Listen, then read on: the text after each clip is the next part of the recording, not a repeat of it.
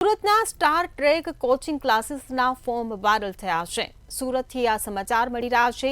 Star track coaching ક્લાસીસનું form viral થયું છે। ત્યારે ફક્ત મુસ્લિમોને જ દાખલા આપવામાં આવશે તેવું આ ફોર્મમાં ઉલ્લેખ કરવામાં આવ્યો છે।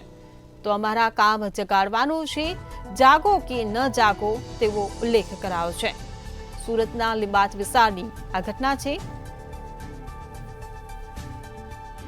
ત્યારે જમાઈને બદનામ કરવા માટે સસરા દ્વારા આ કાવતરું રચવામાં આવ્યું હોવાનો ખુલાસો થયો છે। તો ટ્યુશન ક્લાસીસ દ્વારા આ પેમ્પલેટ છાપવામાં નથી આવ્યા। ધર્મના નામે ગેરમાર્ગે દોરવા માટે ક્લાસીસના પોસ્ટર વાયરલ કરવામાં આવ્યા છે।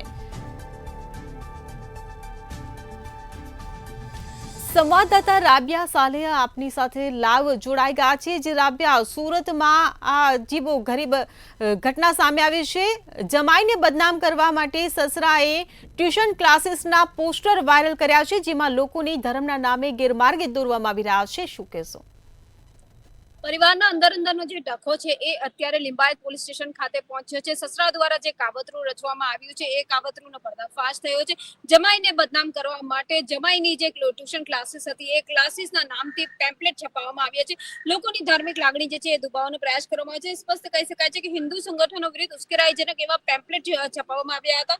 સસરાને એવું હતું કે લીંબાયતમાં રહેતો જે ટ્યુશન ક્લાસીસ ચલાવતા રહીશ શેખ છે તેને હાલમાં વિદ્યા સહાયક તરીકે ફોર્મ ભરવામાં આવ્યું હતું, જેથી તેને અન્ય કોઈ જગ્યાએ સારી રીતે નોકરી ના મળે। એની જે દીકરી છે એ પણ આજે સસરા છે એના ઘરે બેસી ગઈ છે। બંને વચ્ચે સસરા જમાઈ વચ્ચે જે બબાલ ચાલી રહી હતી એ બબાલને લઈને સસરા દ્વારા આ રીતનું કાવતરું કરવામાં આવ્યું। એટલું જ નહીં, પેમ્પલેટની ઉપર ભાજપ, આરએસએસ અને શિવસેના જેના સંગઠનોને જડથી ઉખાડી નાખવાની ટ્રીક સહિતના ઉદ્દેશ્ય સાથે કેટલાક શિક્ષણની ઉપર પેમ્પલેટ છપાવવામાં આવ્યા અને એ પેમ્પલેટ જે છે તમામ જે વિસ્તારો છે લીંબાયતના મુસ્લિમ વિસ્તારોની અંદર વિતરણ કરવામાં આવ્યા અને એ સાથે સાથે લોકોને કહેવામાં પણ આવ્યું કે હવે જાગવું હોય તો જાગો, નહીં તો તમારી ઈચ્છા। તો સાથે જ આ પેમ્પલેટો જે છે એ વિતરણ થઈ ગયા અને પેમ્પલેટો હિન્દુ સંગઠનો પાસે પણ પહોંચ્યા। ત્યારે બજરંગ દળ દ્વારા જે રહીશ છે, સંચાલકના જે માલિક છે, જે જમાઈ છે, એમની પણ બજરંગ દળનો ફોન પહોંચતા તેમના હાથ પગ ઠંડા થઈ ગયા હતા, જેથી પોતે ગુનેગાર નથી તેમ જાણીને તેઓએ તપાસ કરવાનું શરૂ કર્યું અને તેઓ લીંબાયત પોલીસ પાસે પહોંચી ગયા। તો લીંબાયત પોલીસ દ્વારા તપાસ કરવામાં આવી હતી। એ તપાસ દરમિયાન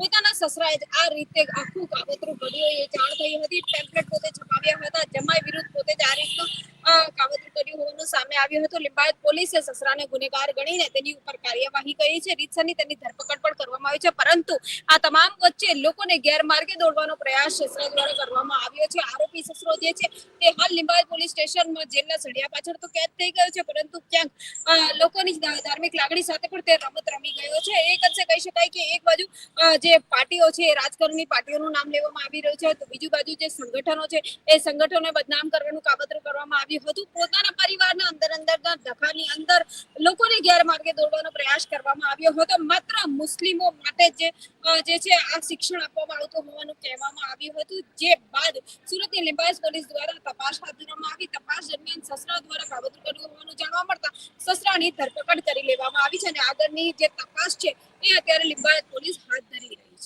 છે। જે રાબિયા, સમગ્ર માહિતી બદલ આભાર।